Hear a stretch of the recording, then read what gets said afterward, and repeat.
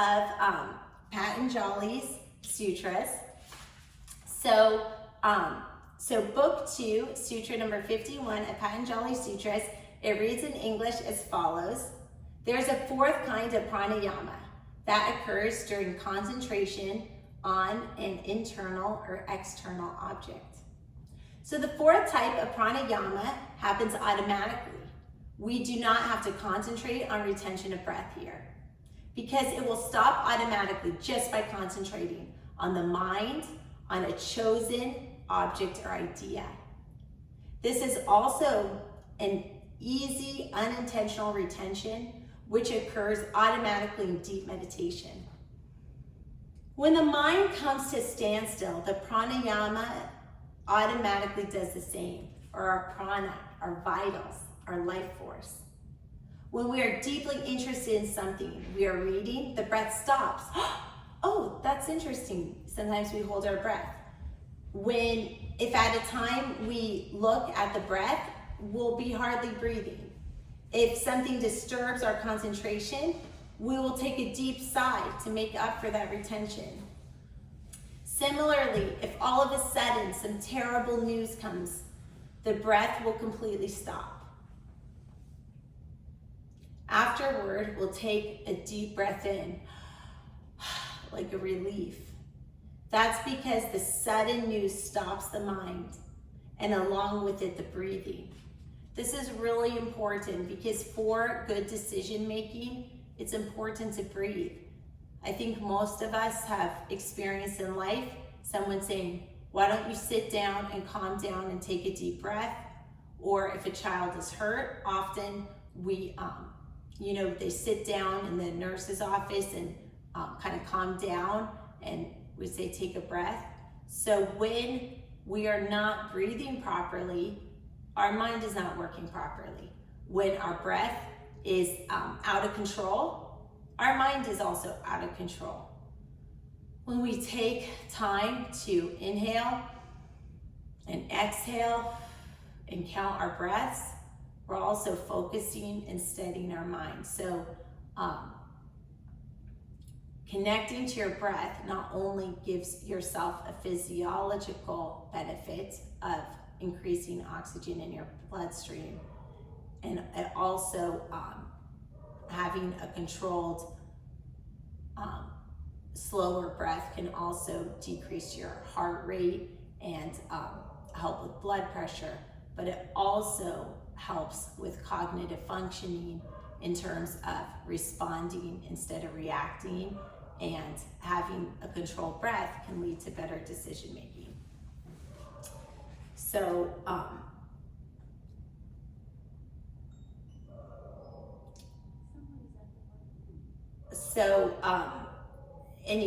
so this is the idea that when we stop breathing, our mind also stops along with it. When breath retention happens during a meditation, it's good. It won't happen unless the system is ready, the yoga gurus say. If we are deep enough, the breath might even stop for a few minutes. That is according to yoga gurus. That does not sound safe to me, so I don't advise that, and definitely consult a doctor. Nothing herein shall be construed as medical advice. In meditation, some yoga gurus say that it can even stop for several hours and that people don't die because there's no wastage of energy. I'm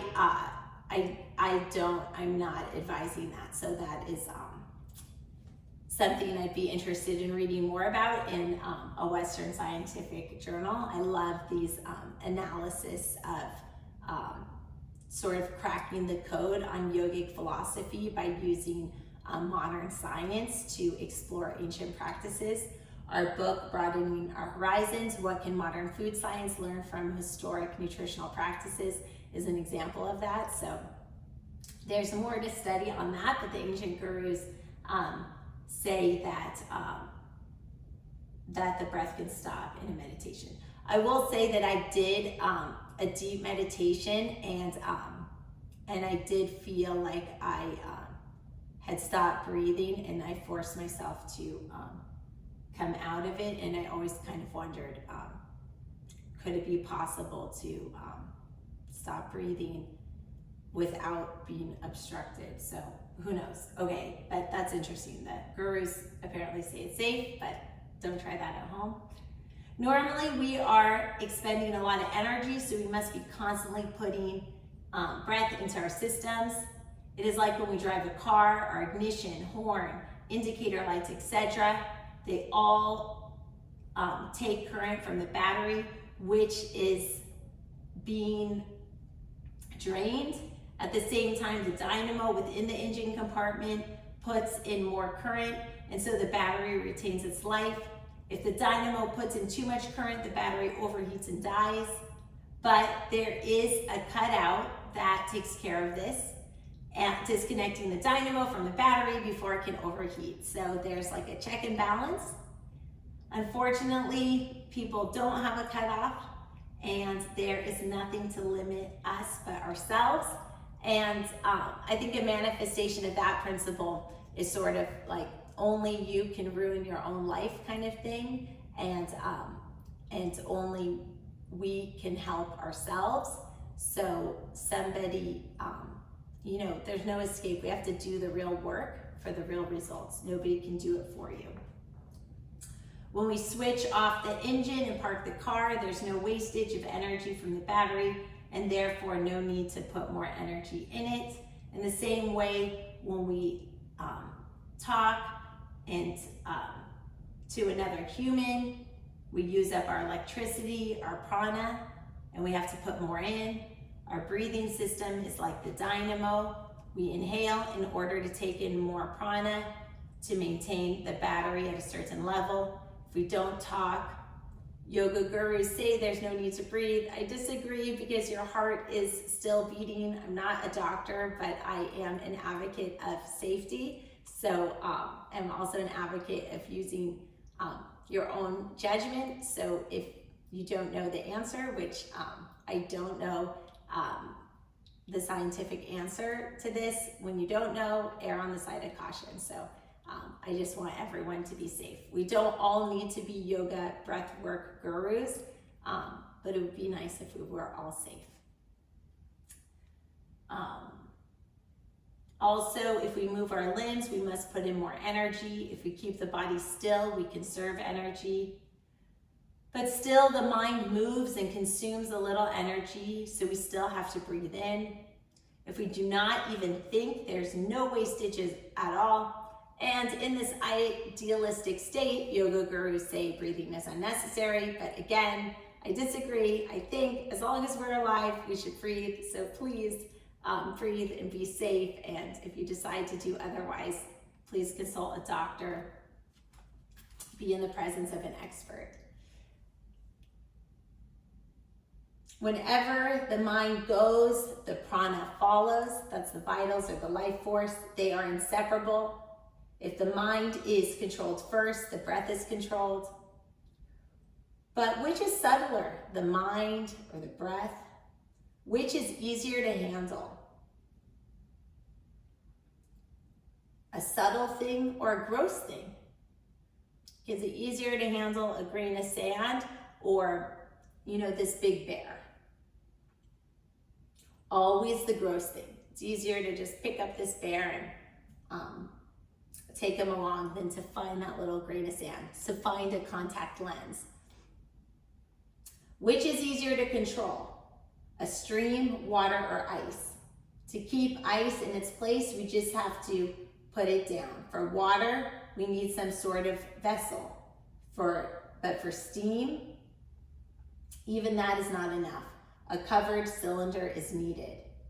Even though ice, water, and steam are one and the same compound, they are at different stages. So you can think about that as you explore your yogic journey. You're one person, but you know, are there times on this journey where you're ice, water, steam, being the same molecular structure, but just in different forms, different stages? Similarly, it is easier to control prana. and a grosser manifestation than a subtle one. So first we learn to control the physical body, then the movement of breath, then the senses, and finally the mind.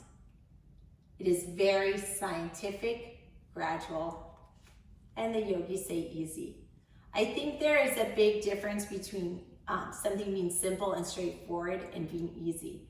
Some of the easiest, most obvious things are hard to do. Like, for example, like a normal exercise routine, it's pretty easy to think, you know what, every day I'm gonna wake up 30 minutes earlier, I'm gonna do 15 minutes of stretches, and I'll make, you know, the 7:55 train or something like that. Like, it's pretty easy, but doing those easy things every day is really hard. So just because something is straightforward, I don't think it's necessarily easy. So I'm sort of replacing this word easy with straightforward. So I think this breathing is very straightforward, but is it easy?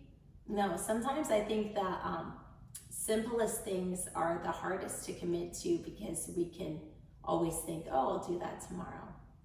Anyway, with this, I leave you. Namaste. Thank you for your time, and we'll take a few breaths as we depart.